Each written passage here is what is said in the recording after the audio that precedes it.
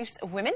Right, according to Scotsman Alan Morrison, the author of a new book called I Couldn't Believe My Ears, earwigging at the bus stop or eavesdropping at the queue of the butchers can be more entertaining than a night out at a comedy club. He says some of the funniest one-liners can be overheard when you least expect them, at the hairdressers, down the pub, or in the stands at a football match.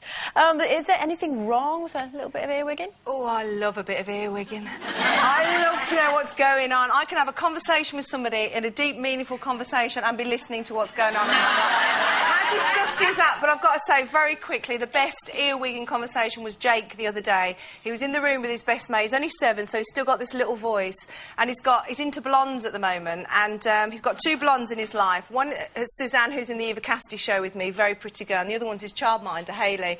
And I heard him saying, do you know what? This is to his little friend. I'm confused. I've got so many hotties in my life, I just don't know which way to turn. 7! They're so hot, I just can't bear it. 7! That was though? Do you know what? Just going back to what you said to start with, I think you cannot possibly have a meaningful conversation where you are listening to someone while you're listening to somebody else. You can't do it. My friend does it all the time, and I can see she's not listening to me. I'm talking to her. I can see her ears are over there. And I'm like, you're not listening to me, are you? You're not What? What? Because she's listening to somebody else. It's impossible to do. So it's really, really rude to do that when you're with somebody and you're supposed to be talking to them.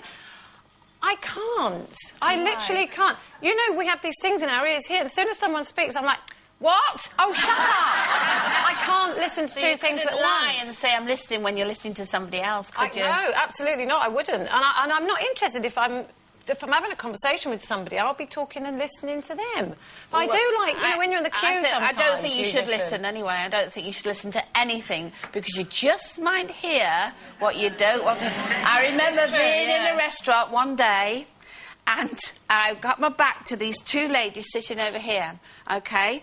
And I heard them saying, and they suddenly started talking about me and about the fact that she was having a ding-dong with my ex. The worst thing is, the woman next to her said, oh, yes, and you had a ding-dong with him as well, and that was my best friend's husband.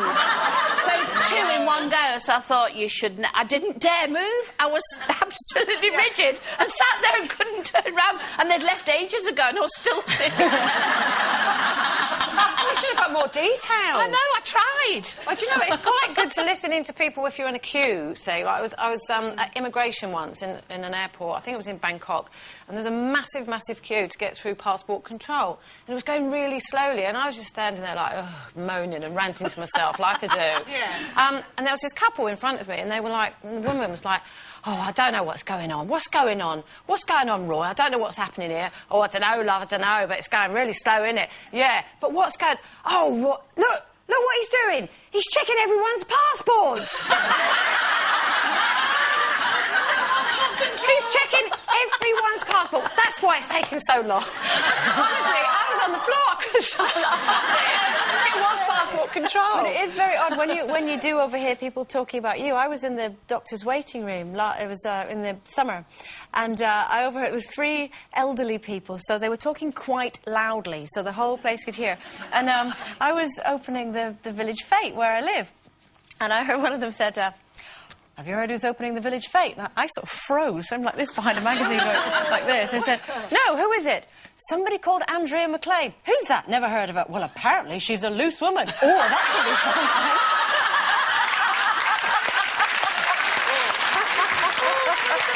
Oh, bless her. And then the doctor called my name and I just kind of went in like that. Yeah. Sorry I let you down. I was very dull on the day. Now, if you like...